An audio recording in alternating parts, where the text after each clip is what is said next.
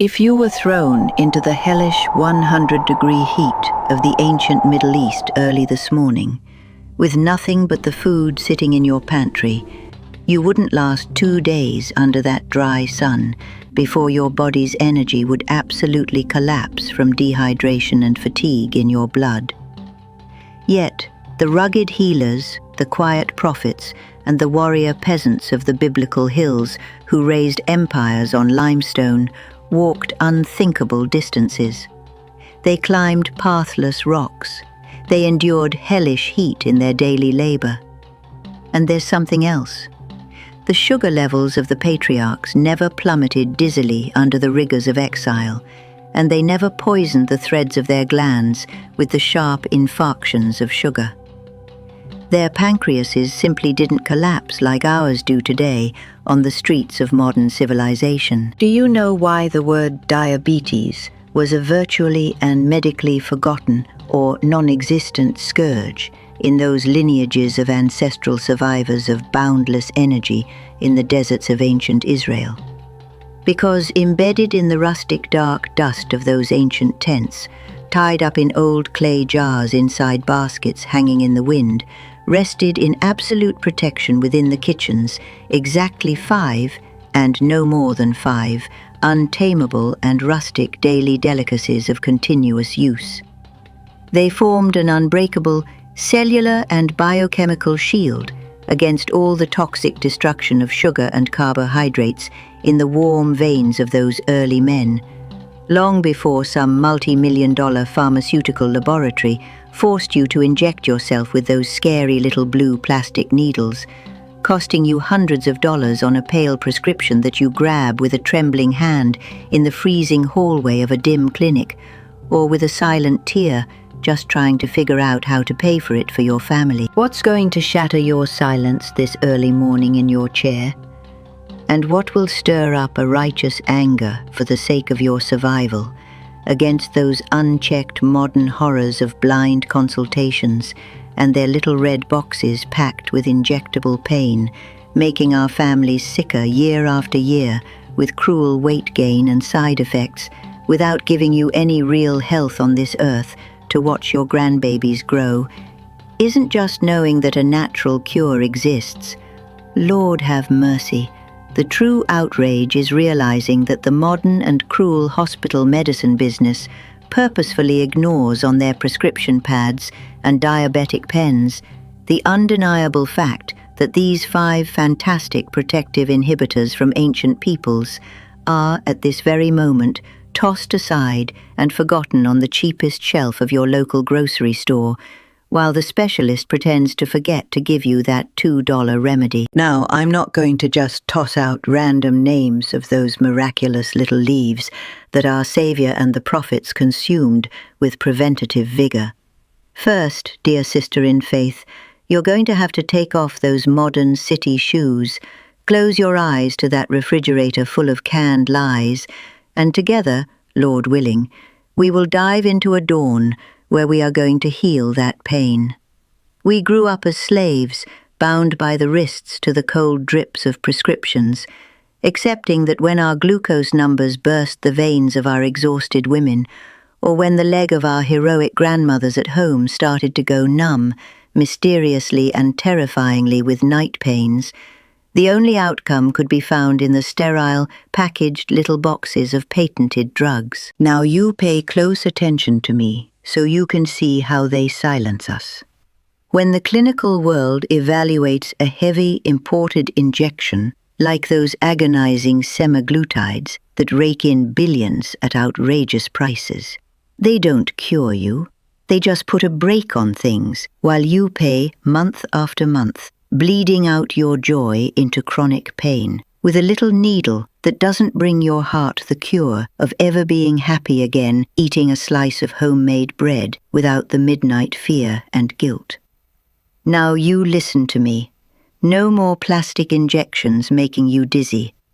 The respected European Journal of Clinical Nutrition ran a test a few years ago with just one of the spices from those 5 healers kept in the pure clay jars of the Holy Land, and they published reports that the modern doctor sitting in his cushioned chair, never once mentioned to you from his cold clipboard.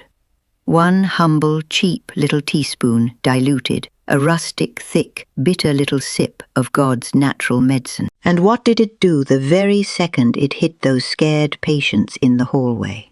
It brutally struck down and smashed the worst and most dangerous spikes of those deadly carbohydrates.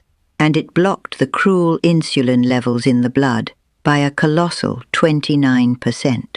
It dissolved the immediate harm right after they ate a piece of white bread. 29%! Praise the Lord! And there's something worse. Swap out that deadly, poisonous, sweetly refined, crumbling white bread from your sad skillet for this one food. The humble, pure, rustic and fibrous barley that used to cure and melt away the gastric wounds of the old Hebrew wanderers in the sands of Judea. A renowned global organic nutrition committee revealed that its insoluble stomach barrier, a miraculous heavy beta-glucan, completely untouched during digestion, even for those poor folks who had lost their teeth, acts just like an infallible, absorbent little sponge. When swallowed moist, without a drop of chemicals, into the warm and dark stomach punished by cramps, its sheer volume traps all the toxins and holds tight in unbreakable arms every rampant carbohydrate of old age. A purely organic, natural physiological standstill. And all this without pricking the aching tummy of a retired sister sitting in her dark room, terrified of a deadly low blood sugar drop. It releases relief drop by drop, keeping the blood steady, the smile on your face, and the skin bright and clear for 12 whole hours, right in the courageous heart of the mother of the home. A redeeming, packaged treatment they charged you hundreds of dollars for at the pharmacy, but that the good Lord's nature had waiting for you for just a few humble pennies down at the grocery store. If only the humble, rustic pang of that vinegar wrung out between ancient rocks, together with the textures of those dense sponges from magnificent ancient suppers, can stop in just 20 little minutes the inflammatory hells that your expensive bottled lies struggle to fight while bleeding your pockets dry. Where did they steal all that from us in our desperate older years? They're still resting there with their sweet and bitter smells, the three pillars that break the resistance of the tired liver channels in our hopeless hearts, drowning in the anxious need for a cure. What did they grind up so we wouldn't discover the secret of their daily living? How did those folks who walked with the wise men heal their tired flesh with this, so that the diabetic scare vanished like healing smoke? If this sets you free, we, my sweet sister, are going to empty that tyranny out of the dark corner of our pantry this very morning and cast those deathly vials right out of our house. You've got to dry the tears of your chronic anguish today. You, who only gather terrifying numbers every single morning on those blind little machines beeping away your pain day and night. You are going to walk down with me into the very courtyard of the times of hard, living rock. Forget your cushioned waiting room chairs. Ignore the pain of those hallways and the sad loneliness of hopeless clinics. Get ready, because to discover why the cleansed lepers walked without exhaustion, full of miraculous vigor straight from the green pastures, we have to feel the suffocating dust of an era before all our modern ruin. Just picture yourself, whole and redeemed, brewing up 3 little leaves into a healing tea with your own hands, using pure resins, instead of torturing yourself pricking your blood. They throw us right into the heavy, suffocating heat of that ancient Israel, long before our beloved Galilean rabbi from Nazareth dipped his worn feet into the purification of the sacred rivers. You're not standing there in expensive modern shoes, no. That first merciless sun of the morning shines hot, beating down on the back of your neck in that reddish valley, right over the dry and calloused soles of your sandals. Matriarch women with tired wrists, strong and heroic in their labor. Over there, in the perfumed rustic shade of the courtyard, a mother of the home, her hands marked by kindness, pushes the heavy basalt mortar to grind down the dense grains. Crack, crunch, scrape. Feel the forceful grinding of the rock, crushing and softening the rock-hard barley, releasing the golden dust as she grinds. She scatters those fibers right into the boiling broth. And that little grain absorbs all the life there is, only to release it step by gentle step, so the elders of the village wouldn't collapse on the trail from the deadly dryness in their blood. And the lentils. Let those heavy emerald handfuls of those little red seeds slip right through your dry hands, filling up the pot. The little sound of dry coins dropping, burning away and softening the harshness. An ancient, inexpensive purity of a humble dish being cooked up in holy early mornings without terrible diabetes frightening the older women, giving them a plentiful meal full of pure love. Their livers clean and spotless against the cholesterol from our modern stores and the dirty little bags lining the aisles of the grocery store. And right there, deep in the humble ash sink, a raw, strong, suffocating smell of the living acid of aged vinegar. The broth of good fermentations they brewed in their rustic little clay pots. The pure healing vinegar, none of that clear water they sell in modern fancy bottles. Cloudy acidity brimming with good life, dripping absolute stomach healing as you mix it in, bathing the hard grains until they become a protective paste. And the finely chopped smoked pepper, dry little pieces of wood turning into the perfumed dust of real, authentic, bitter cinnamon, packed with blessed cinnamaldehyde that brings down the fires and isn't just some silly artificial flavoring.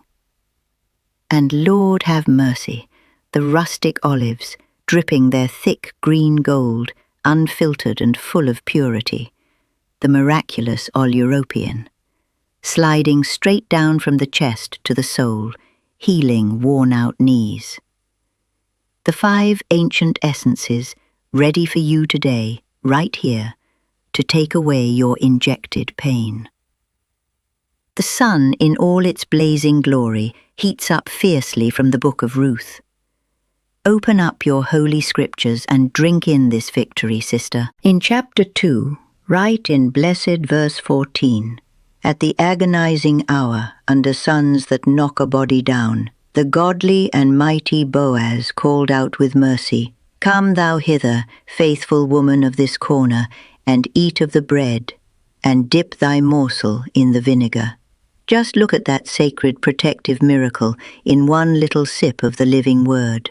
Ruth is the exact mirror reflecting how exhausted you feel. A worn-out widow, her tendons giving way to suffocating collapse in the face of hard labor in the dust. Just like we give way to the cruel, lethal exhaustion of failing glucose in our own daily grind. And right there, that patriarch didn't hand her useless medicines from a modern apothecary. He dipped all his vigor into the very scientific foundation of God's rustic medicine, soaking up that dark acid so there'd be no rampant, toxic absorption in her veins. And she lived. Our very own holy Son and Master dipped these little leaves into purifying suppers, without filling us up with the inflammatory, packaged flour from the stores. Bless the Lord. When the prophets teach you to dip a wet piece of bread into those strong, holy juices, that is curing yourself in free faith. Painful ulcers are sealed shut. Lord, deliver us from falling blindly into those freezing hospital beds, enslaved like sad pensioners swallowing expensive little boxes with unforgiving prescriptions. That's exactly why Christ broke good bread on the free earth, far away from all this heartless modern commercial greed. Pull back that little curtain in your mind that they sell us as ignorant remedies from the old days, making us believe that the modernity of painful syringes knows best. Science has met its match against the wall of God's unchanging little herbs. The thick, tough beta-glucan from barley is what deadly dams up those ugly sugars and fats in the intestinal tract from our meals, so our bodies don't suffer those fatal spikes when the bitter years of age creep in, leaving you weak and locked up without defenses. The pure rustic vinegar, the very same one that saved Blessed Ruth when she was scorched, slams the brakes and suddenly shatters the toxic accelerated metabolism of the lethal carbs in a piece of warm bread. While they isolate you, and the system banishes you to the fake little bottles of painted dust at the grocery store, where they carelessly pack cinnamon with nothing but sweetness instead of its real healing astringency, you're spending your hard-earned dollars unhappily bleeding your monthly pension dry on deceitful bottles. They've packaged these medications just to make you a chained, lifelong monthly customer, feeding them straight from your aching pocketbook with those ugly little jabs. If the prophets themselves could see the modern hospital merchant selling despair at a high price in plastic pens, they would grind them right up using these blessed little twigs and untie our families from that pain. But sovereign deliverance has come down like a hammer today, washed clean in pure, spotless truth, so you don't ever have to look at another needle. Let go of all those fake, toxic little red boxes and horrible blister packs for a moment. Toss them right into the dust of forgotten things. You're going to plant your roots strong, just like the heroic, holy, and untouchable older women, to armor up your pierced tummy and those smiles dried up by cowardly injections. When you finish praying tonight, put those rough little grains of whole barley into some blessed water. They'll plump up beautifully, guarding that protective gel just waiting for Monday's holy morning light. Over a peaceful, quiet flame, let the red lentils simmer until the thick, holy steam bursts rich with scent through the rooms. Toss in the fiercely aromatic, dark sharpness of that crushed little wood, a thick, blessed green pour from the bruised olive that greases our souls for the better. And when sorrow falls, just like Ruth herself, dip that rough piece of bread into the humble, healing, sharp moisture of strong vinegar, my sweet sister, and powerfully heal everything on the inside, with faith in your chest to destroy those deadly stalls forever and ever. Now, this isn't some little lying recipe just to trim a few pounds. This is called absolute sovereign freedom, coming straight from your very own stovetop. A stovetop that the deadly modern world has looked down on with disgust. The absolute worst theft of this arrogant, prideful modern world, with its doctor and his thick checkbook at the fancy clinic, wasn't just tricking you by prescribing panic along with painful injections to literally empty the dinner tables of us hurting women. It was trying to kill off the pure and unbreakable glory of the little spice cabinet, the humble, natural, wise counsel that what brings healing rests cheaply from every divine healer. They tried to strip away that heroic saving role from us, handing us painful little vials for our chronic sufferings instead, sheltering the ugly little devil of profit without ever comforting our hearts from the sugar infarctions. Reclaim that fried leaf for me from the grave. Gather up the sacred seed from the ashes and rise up, precious woman of untouchable light, empress and matriarch, owner of the purest kitchen redeemed by God the Father from the hands of the destroyers. Now you go right this minute, my beautiful, respected sister. Write to her. Share this. and run without delay, taking those little jars that the pharmacy forgot straight to your dear friend from church, the one with the painful, injected, trembling foot behind the squeaky door. Bring her the pure, unaltered, healthy little message that our holy stovetop, the authentic, free, living table of the ancients, is wide open and waiting. Just sit down, with nothing but pure peace. The free table healed us first.